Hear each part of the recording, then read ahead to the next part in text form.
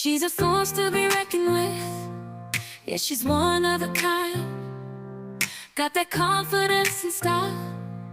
She's blowing your mind. With every step she takes, she's owning the scene. Hi guys, welcome back to my channel. My name is Prudence Chinomona Chimokam. Alright, so this is part 2 of my infertility journey. Alright, so last week, just as a recap, last week we ended where I was where I had just had surgery, and I took a month off from work to recuperate, and I went into, remember I said I went into surgery thinking we were going to remove a fibroid, a big fibroid, but actually coming out of the surgery, it was discovered that it was actually a condition that I was having called endometriosis, and due to this condition they couldn't save my one of my ovary and chew, right? So I came out of the surgery with one ovary and one chew. Okay, so we continue from there. So yeah, my mom, after I had gotten better, she went back home, right? And then my husband and I, we continued to try, right? We continued to try, and we did about I think probably 6 months of trying, right? And then we decided, no, let's go back to the fertility specialist. Yes, we decided to go back. Remember now, just maybe if I can just talk about the one ovary, and especially the ovary that I had lost, the implication. So as women, some of these things, I went into the surgery, I thought I knew a lot about my body, right? I even did biology in school, you did science, you learned these things, but now this was practical, not book, not theory. This was now practical. So just to take you back, I know you probably learned this in school, but just to take you back, yeah. So in school, right, we learned a woman, a female, is born with 2 ovaries, 2 fallopian tubes. Well, our reproductive system is made up of 2 ovaries, 2 fallopian tubes, and the uterus where the baby implants and grows, right? So we are born with all our eggs, right, in these 2 ovaries, right? And as every month when you go on your cycle, you lose 1 or 2 or even more eggs, right, which sheds and comes out as a period, right? So coming out of this surgery, it meant, since you're born with all your eggs, right, unlike men on their side, they continue to produce whatever it is that they produce, they continue to produce, right? But for us women, there's no reproducing or what, not like, right? You're born with all your eggs, and as they shed off, you are one cycle closer to menopause, right? So losing this ovary means menopause will come knocking at my door a bit earlier, right? And in terms of now, we are trying to conceive, right? Losing one ovary meant what? Oh, every time when I see that period, right, it's coming from that egg that was shed off, is coming from that one ovary that was left, right? So it's one egg down. They keep getting fewer and fewer, right? They keep getting fewer and fewer. So yeah, I just thinking about that used to, it used to mess with my mind a lot. It used to mess with my mind, and I don't want to lie, it used to mess up with my mind, to say, okay, fine, if I'm to get into an operation again, and they take out this one left, it means I can't have biological kids of my own. That's what it meant. So it was hard for me to just to understand, to digest. All right, so okay, no, maybe just before I go any further, just a point of advice to all girl moms, in fact, not girl moms only, girl fathers, right? Because a parent is a parent. Nowadays, we're not living in a world where a father cannot talk to their daughter about some of these things, right? We should be open. We should be open. What if I don't wake up tomorrow and my daughter is left with her dad? You know how it is. So yeah, I'm talking to the parents out there, or the parents, aunties, uncles, right? If you know you have a girl child there, that always suffers with period pain, right? They always complain of terrible pains. Take it serious, guys. Take it serious. Don't ignore it. Take your child to go get checked, right? Don't ignore it and say, it's women stuff. It will, I remember some people used to tell me when I was complaining of period pain, like, don't worry, it will go away when you have your first child. That's what I used to get told. It will go away. Yeah, when you have your first child, it will sort itself out. So don't worry. No, guys. Take your child to the doctor. Just do the right thing. Take your child to the doctor. Let the doctor be the one to tell you, well, it's okay or it's not, right? All right. So let's continue. So we went back. Okay, now since we had tried after, when I had the operation, I was so happy. I'm like, okay, I was kind of happy to say, maybe I will conceive. Maybe it's this growth, that was stopping me from conceiving. So maybe I'll conceive now. But yeah, obviously we tried for some months, maybe 6 or more, and it didn't. We didn't see any success. So we went back to our fertility clinic, fertility doctor. To the fertility specialist. All right, and then the specialist said, okay, fine, we need to redo the test. Let's do the bloods again. Let's see where we are from the last time we met. Let's see where that fertility specialist that was in Durban, yeah. So he said, no, let's see where we are now, right? And then yeah, we did the bloods. We did he put me on a scan again just to see that growth was gone. I was happy with that. It doesn't look like I developed another big one to worry about. So on the growth side, he said that was fine. And what else did he check? Okay, yeah, he ordered me to do what is called a lap and dye test, right? So a lap and dye test is when the purpose of a lap and dye test, they want to check if your tubes are not blocked, right? If they are open, right? So what they do is they inject a dye-like fluid, right? So it has a color, such that when they put you on the scan or whatever machine that is, they can see the dye going through your tube and coming out, right? So it's to test if it's blocked or not. So yes, they did that. They injected the dye, and then the dye, it came out. It did come out, but not what they expected for a tube that is clear and open and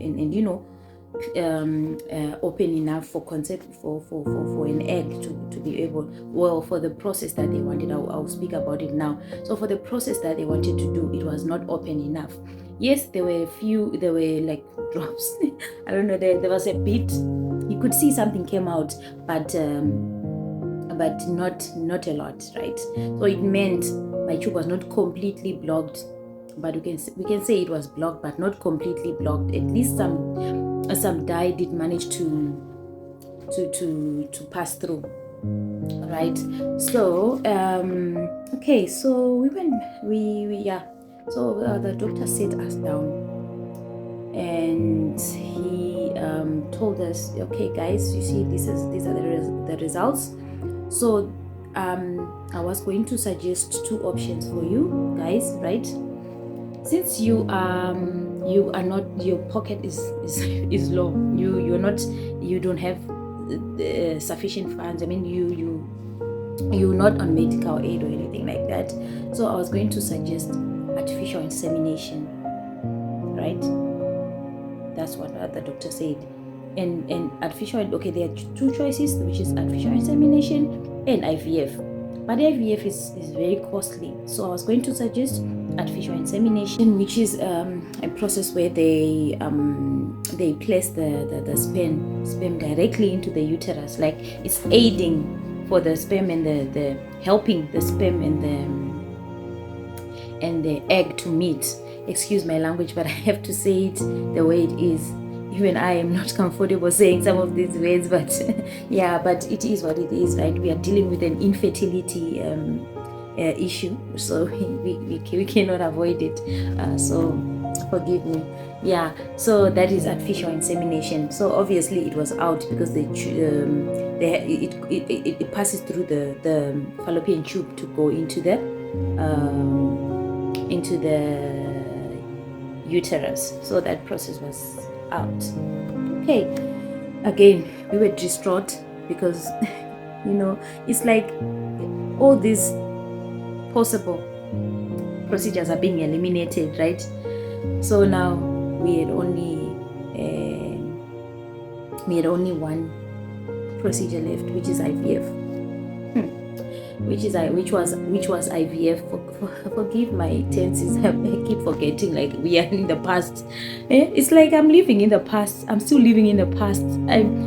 It's just it's just too good for me to believe that I'm sitting here saying this in the past. In the past tense. But those days were not easy, guys. I used to cry. But I'll go through the emotions, the emotional roller coaster I passed through. I will go through it separately. Yeah, so it's in the past. So yeah, okay, so all right, so now, since we had already established that IVF was the only way to go, all right, so now we needed to check if everything was good to go for IVF. It's not just an issue of we'll do IVF, because IVF, you still need a healthy womb, a healthy uterus, right? You still need that, even though you're surpassing what you call it, you don't need the tubes, the fallopian tube anymore. You are just placing the fertilized the embryo. Actually, you're just placing it in the uterus. So now the main organ that we were now concerned about was the uterus. So we needed to check, one, that it's competent. There are some uteruses that are incompetent. That's also a condition that can stop a woman from conceiving. The uterus just cannot hold a baby, right, to full term. So that's another condition that they needed to check that all that was fine, right? So it needed a machine which our doctor did not really have, right? So he linked us up with a fellow doctor in another hospital to do the check for us, to do that, to check my uterus. So the procedure is called laparoscopy, right? So they have a machine that allows them to see through the uterus. So yeah, when we're going there, guys, when we're going to that other hospital that we had been directed to go to, we got lost. Yeah, we got lost. We missed our appointment. Hey guys, it's like something was fighting us. Now that I look back, it's like there was a force that just didn't want us to hold a baby in this marriage. There was a force, like I tell you guys, everything that we were doing, nothing was going well, right? Remember, we did the operation. What happened? I lost a fallopian tube and an ovary, right? From the surgery to remove a fibroid. Imagine every step. There were a lot of things. Now I'm just trying to shorten so that because I can I can take a year narrating my story, guys. I can take a year. So yeah, there were a lot of stumbling blocks that we passed, and and I just can't believe that I'm here speaking about how I overcame it. There is a God in heaven, guys. There is a God in heaven, because what we went through, everything that we tried to do was not, it just didn't work out. There was just bad news after bad news. So yes, we went for, we got lost, we missed the appointment. And remember, this is in Durban. This is another day that I had booked just to go and see this other doctor for that procedure. So it's another day that I'd taken off from work. So I got lost and took time to find our way there. Finally, we lost in Mhlanga. Yeah. So we found our way, and luckily enough, they managed to accommodate us, right? They managed to accommodate us that same day. We pleaded with them like, hey, we stay a bit far. Please, can you even if you slot us in the last slot of the day, it's fine. We can stay here the whole day until we are done with all the other patients. Well, they understood, and then they attended to us. Okay, so we did that. I went in, I got checked, I got put on the machine. Immediately when they put the doctor looked into his machine. So apologies, I don't really know the name of I just know the procedure is laparoscopy, but the machine that they used, whatever they used to see through, I'm not so sure of the name. If I remember it, I'll just add the name on the video. All right, so when the doctor checked, looked at that, he said, we have a challenge here. You have so many polyps. That's another new word I didn't know. Polyps. So I had polyps, yes, in my uterus. So what do I call polyps? I won't really say it in the medical term. From my understanding, what I understood is my uterus. It's like small growth. It's growths, right? So, but they are tiny and they are attached to the uterine wall. And these polyps can stop implantation. Yeah, these polyps can tamper with implantation. Whoa, so you know what that meant? Because now for IVF we needed the uterus to be in perfect condition. So yes, I think I even cried on that day when we left the doctor's office, because we didn't know the way forward. We needed to go back, remember, to our fertility specialist. After he interprets these results, then he can tell us a way forward. So now in my mind, there was no way forward. This other doctor is telling me my womb is not conducive for carrying a child, for implantation in the first place. So if there's no implantation, how are we going to have a baby, right? So I went. I was so disturbed. Guys. I was in all this, my husband was so strong, guys. My husband, he never wanted to show me. It's only after we had our first child, Aretida, that's when he told me I was also going through a lot. But in my eyes, it even used to bother me. Why don't you want to have kids with me or something? That's what I used to ask him a lot of times. Like, you don't seem worried. What is it with you, right? But he told me he was trying to be strong for me. So I used to be angry, like, you seem like you are enjoying this situation, right? That's what I used to tell him. I was like, hi, how come you're not bothered at all? How come? Yeah, so he later told me that he was just trying to be strong for me, which I think that was really sweet of him. Although it's not right, that I need to talk to men now. It's not right, guys. If you're going through something, talk to your partner, right? Talk to you know, it's okay to cry. Me, I used to cry, you know, I used to cry a lot, but my husband never. So now you men, you carry all these emotions in you. One day you explode. Talk to someone, guys. Normalize speaking out, right? When things are not okay with you, don't just suffer in silence because you're men, right? Because you want to protect your wives, your girlfriends, your sisters, your mothers, your aunties. No, we understand that you are not made of rock, right? You are human too.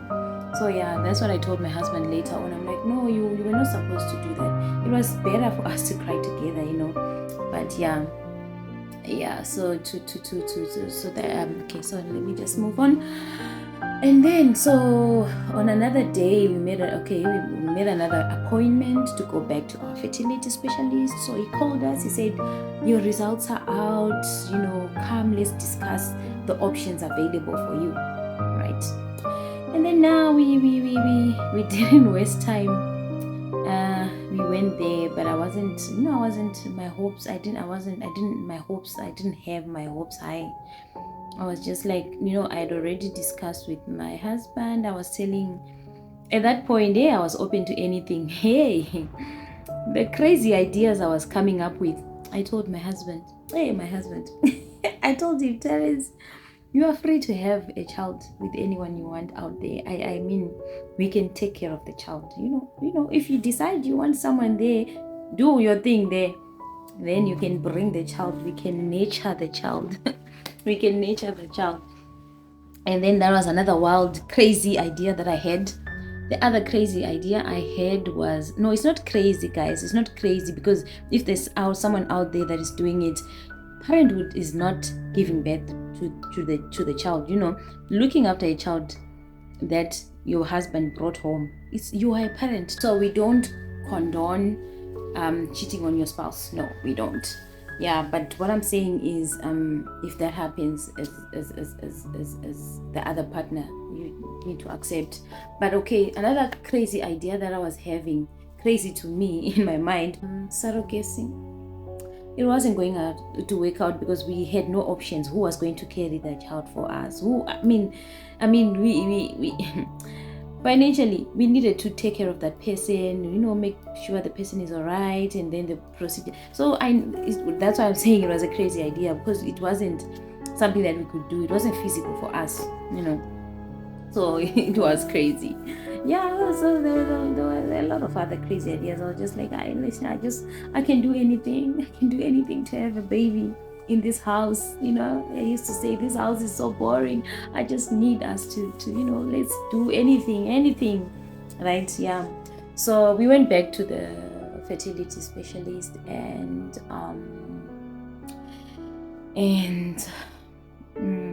all right, so he said, okay guys, I have your results here. Apparently you do have polyps and whatnot, but I don't think it's that bad to say we cannot go ahead with it. So what we will just I'll recommend you to take this medication, and then so that we try and make the womb ready, you know, for the process. So he said, no, we can go ahead with IVF. There is nothing that can stop us. Yeah, at this point, let's actually plan the dates. You know, let's plan the dates, because you work on cycles, right? So let's plan the cycle in which we are going to do this. Yeah, guys, I was so happy in my mind. I was like, oh gosh, my hopes were uplifted. I was like, okay, fine, IVF, surely it should work. But of course, we were talking huge monies, and remember, I'm in these videos, I'm always saying how money was not really we did money. We didn't really have the resources to do all this that we're doing, but we're just going there in faith to say we'll have the money, we'll get it somehow, right? So yeah, we were happy. I was happy. I said, at least we can go ahead with this process. So yeah, so with IVF, obviously they didn't need my tube or whatever. It was all just going to the procedure was going to surpass all that, right? So yeah, I was happy. So yeah, I think, guys, for me now to go into detail with the IVF, I think let me rather do it in the next episode, in part 3, right? Let me do that in part 3. Yeah, I think for today, let me end it here. Thank you so much for making it to the end. Stick around, guys, and see how we eventually had our 2 lovely kids. Hey, the story has twists and turns. When you think it's about to happen, it takes another wild turn. So yeah, stick around. The purpose of doing this is to help someone. I know. Nowadays, I don't know why. I think it's the food that we are eating. I don't know what do you think, guys? For me, I think it's the food that we are eating that is causing so much infertility, right? Not only in women, of course, it's high in women, but also in men. I think it's the food that we are eating, guys. Because infertility has become a pandemic for sure. It has become a pandemic. I was also hopeless, but God came through for me. And I just want to, I know you say I've prayed enough, or I've prayed. Sometimes you need to place yourself in the right place, for God to hear you, for God to answer you. Sometimes you need the prayer of someone else, right? I know your prayer is the most important. You pray for yourself. But sometimes you also need to involve others to pray for you, right? So yeah, I think that's the purpose, just to encourage others so that they know if God could do it for me, surely He will do it for you, right? I hope you will join me till the end of this journey. It's okay. Thank you so much, and yeah, bye.